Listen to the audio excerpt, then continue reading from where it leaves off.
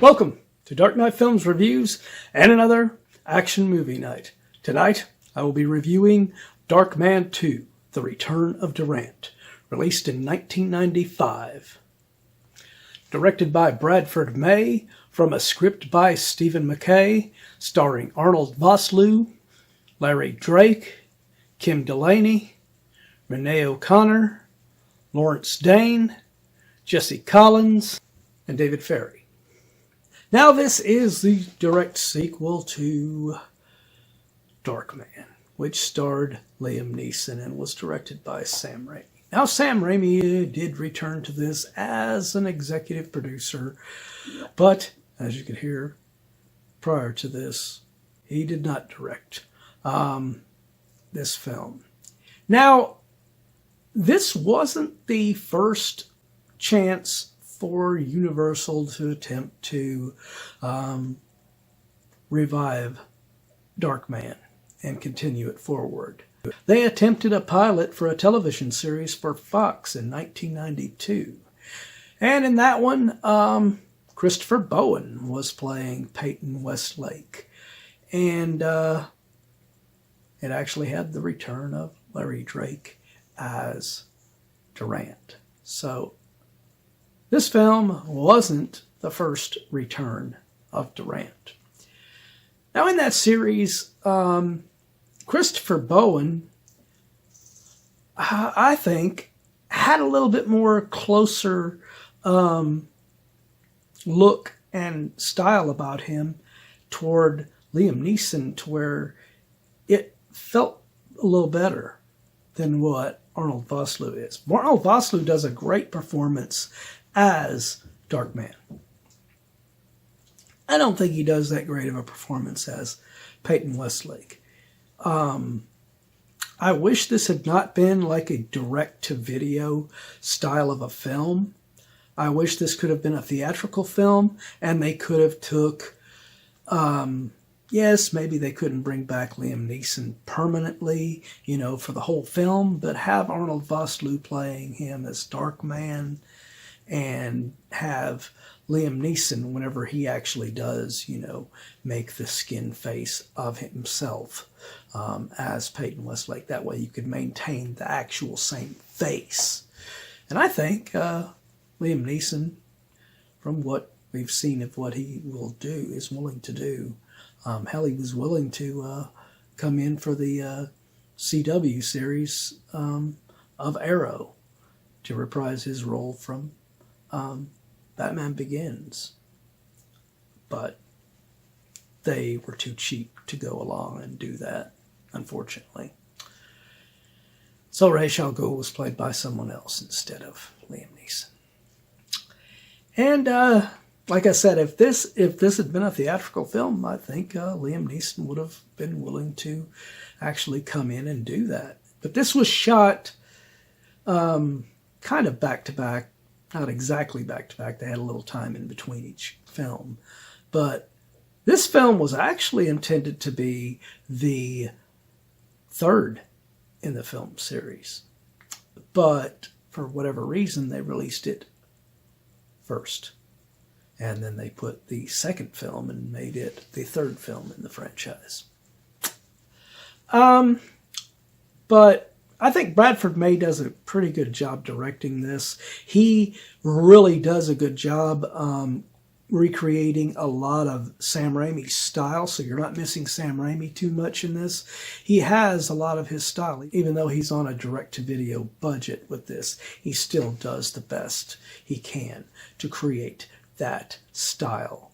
But as I said, I think that TV series version with Christopher Bowen, I think he looked a lot more like Liam Neeson and would have worked better in this film as far as Peyton. But all we can look at is that pilot, which is not really fully available, and it's a really crappy quality. It's not really the best of qualities. So, but Arnold Vosloo does not do bad, like I said, as Darkman. He is excellent playing Darkman. He might be right up there with Liam Neeson as far as playing the character of Darkman. He does a damn good job as that character in this. And it advances the story forward together very well with the return of Durant, with the excellent Larry Drake reprising his role excellently in this, as he did in that pilot. But you have also some great performances alongside those two. You got Kim Delaney as Jill Randall, who, although I like her performance in this, I think her character is excellent. I think it was a missed opportunity. You have a 3-film series you're doing here, and I know it was the 3rd film, but come on. You kill off someone like Kim Delaney in this film instead of actually carrying her over in the 3rd film. That's unacceptable. Renee O'Connor is excellent as Laurie Brinkman, and I really did like her character in this. She does make some stupid decisions in here and makes Darkman have to kick some ass to save her ass when he shouldn't have to, because she should have listened to him. But she's still very good in her portrayal of the character, as is Lawrence Dane as Dr. Alfred Hathaway. He just enjoys playing this crazy character. He's more of a serious actor in what I've seen him in prior to this. So getting to see him play this just fun, goofy character is, he did a good job. He did an excellent job in this. And then Jesse Collins playing Renee O'Connor's brother, Dr. David Brinkman, who meets Peyton early and is helping him to perfect his skin prior to the return of Durant, and Durant putting an end to poor David's life. But this is not as good as the original film, of course, but I think it's a decent enough sequel.